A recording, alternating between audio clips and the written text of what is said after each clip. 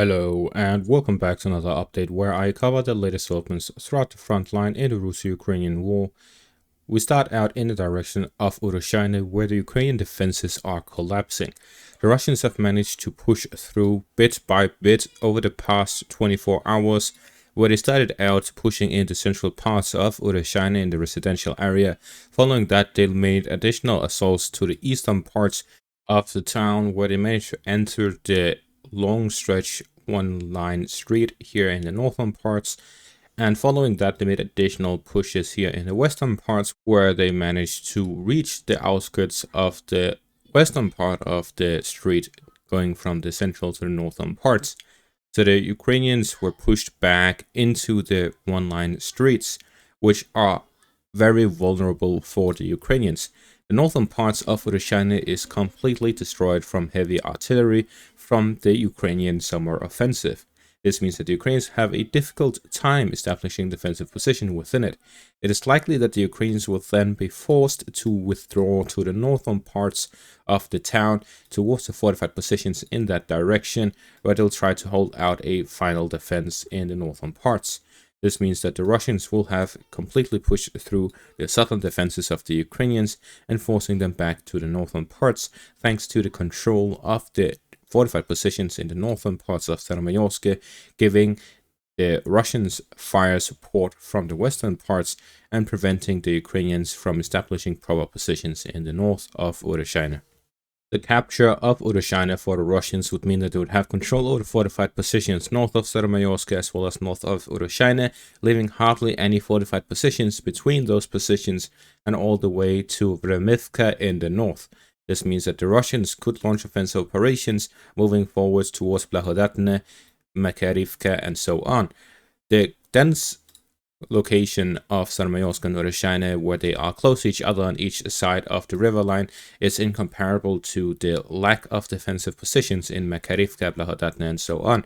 These villages to the north are hardly defensible and are very small in size. This means that with an armored assault, the Russians would be able to capture those fairly quickly.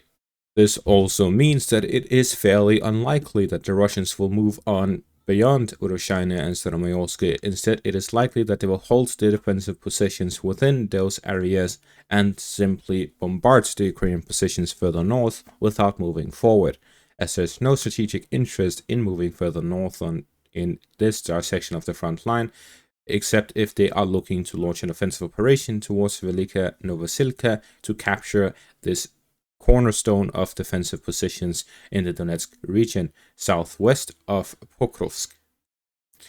Moving on in the direction of Novosilivka Persha, the Russians have advanced both to the north and east of the town, where they now have a wider front and have reached the outskirts in the very western parts of the town and to the eastern parts outskirts of the town. So the Russians are attacking in both the eastern and western parts towards Novosilivka Persha, and with the foothold they gained yesterday, the Russians now are in a good position to launch further assaults and gain full control of Novosilivka Persha from the north. It seems that they have completely left the southern direction without fighting there, as the only road connecting Novosilivka Persha and the Ukrainian positions to the east of the Vovcha river line go through Novosilivka Persha.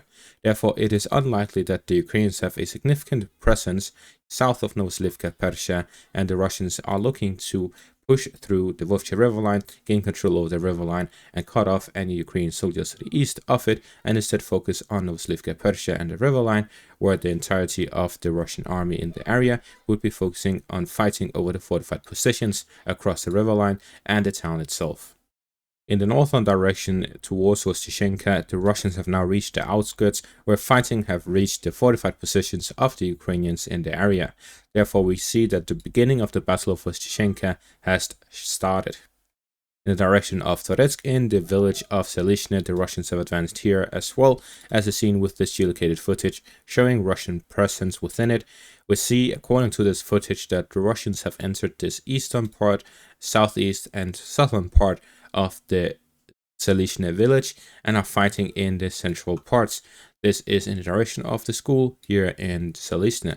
The objective of the Russians here is to flank the Ukrainian positions by the fortified area within Selishne and move on to the second line of defense of the Ukrainians. The Russian objective here is to gain control over both heights, and this is the second front, where they are moving towards the second height here in the southern part of the second line of defense. Gaining full control over the second line of defense will allow the Russians to gain control over both of these heights, which will then allow the Russians to overlook the entirety of the town from those heights, and will gain a significant advantage here in the eastern parts of Toretsk. Therefore, heavy fighting is taking place in the direction of Selishne, in the direction of Pivnishne, and in the direction of Drushba, all in an attempt to attack the entirety of the second line of Ukrainian defensive positions in the east of Toretsk. The Russians are attempting to keep their momentum where heavy fighting continues both in the New York and Toretsk directions, where they are attempting to either gain control of these towns very quickly or force the Ukrainians to redirect their forces here to the east to prevent a Russian breakthrough. If the Russians capture both Toretsk and New York, then the Ukrainian defenses south of Konstantinivka would completely collapse, and this will allow the Russians to break through the entirety of the southern part of Konstantinivka and significantly improve their positions. Also allow the Russians to break through the Ukrainian defenses across the canal line southwest of Bakhmut, where they'll be looking to flank Chasiv Yar from the south rather than a head-on assault from the east, or combine it with both to pincer the Ukrainians within Chasiv Yar and prevent the withdrawal towards Konstantinivka, gain control of the heights overlooking Konstantinivka. In regards to the fortified positions along the canal line, it is reported that recently the Russians have restarted offensive operations in the southern flank of Bakhmut. The objective here is, following the capture of the Chasiv Yar microdistrict, to expand the zone of control in the southern parts and move along to capture all of the fortified positions east of the canal line and align the front line to the canal line.